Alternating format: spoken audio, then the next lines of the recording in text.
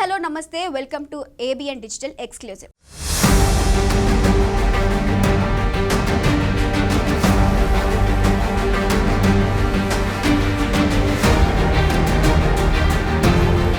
ప్రజా ప్రయోజనాలకు సంబంధించి జగన్ సర్కార్కున్న ప్రేమ ఏ పాటిదో బయటపడుతోంది. ప్రజల రక్షణనే ప్రధానమన్న జగన్ ప్రజలకు ఉపయోగపడే యాప్లపై నిర్లక్ష్యం వహిస్తున్నట్లు స్పష్టంగా కనిపిస్తోంది. ఇప్పటికే సామాన్యులకు ఎంతో ప్రయోజనకరమైన పోలీస్ సేవ యాప్ నిలిచిపోయింది. మరోవైపు దిశ యాప్ను కూడా ఇదే గతి పట్టేలా కనిపిస్తోంది. ఆపదలో ఉన్న మహిళలకు అండగా ఉండేందుకు భారీ ఎత్తున ఏపీ సర్కార్ దిశ యాప్ను తీసుకొచ్చింది.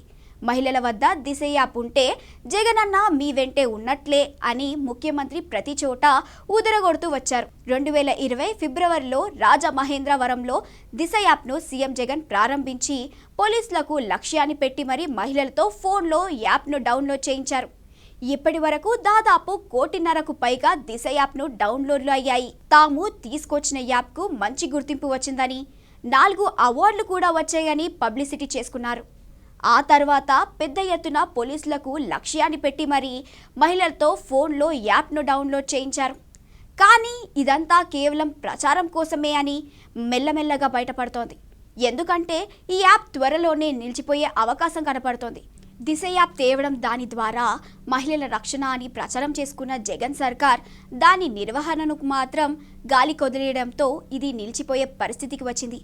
ఏడాది దాటినా యాప్ వార్షిక నిర్వహణ ఖర్చు విడుదల చేయకపోవడమే దీనికి కారణంగా తెలుస్తోంది.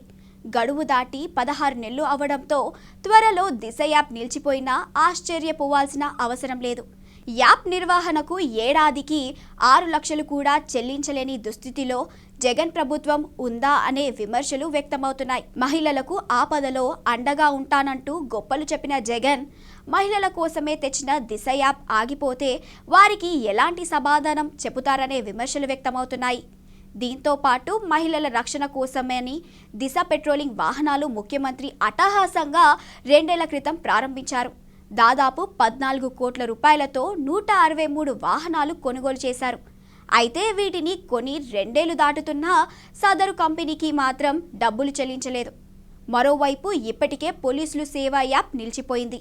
2020 సెప్టెంబర్లో ప్రజలకు పోలీసులకు మధ్య అనుసంధానంగా ఉపయోగపడుతుందని పోలీస్ సేవా యాప్ను ముఖ్యమంత్రి ప్రారంభించారు. ఇందులో సామాన్యులు కూడా లాగిన్ అయి ఫిర్యాదు నమోదు చేయడంతో పాటు ఎఫ్ఐఆర్ సమాచారం, పోలీస్ సేవలు, ఈ చలాన్లు, తప్పిపోయిన వారి వివరాల కోసం ఉపయోగించుకునే వీలుంది. దీంతో చాలామంది ఈ యాప్ని డౌన్లోడ్ చేసుకున్నారు. అలాంటి ఈ యాప్ను రూపొందించిన ఏజెన్సీకి నిర్వహణ ఖర్చు 6 నెలల నుంచి విడుదల చేయకపోవడంతో ఇటీవలే ప్లేస్టోర్ నుంచి యాప్ను తొలగించారు. దీంతో డౌన్లోడ్ చేసుకున్న వారి ఫోన్లోనూ ఈ యాప్ పనిచేయడం లేదు.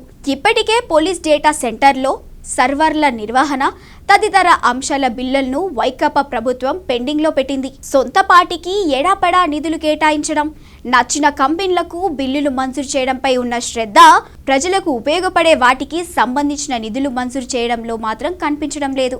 ఇది ఇవాల్టి ఏబిఎన్ డిజిటల్ ఎక్స్క్లూజివ్. చూస్తూనే ఉండండి ఏబిఎన్.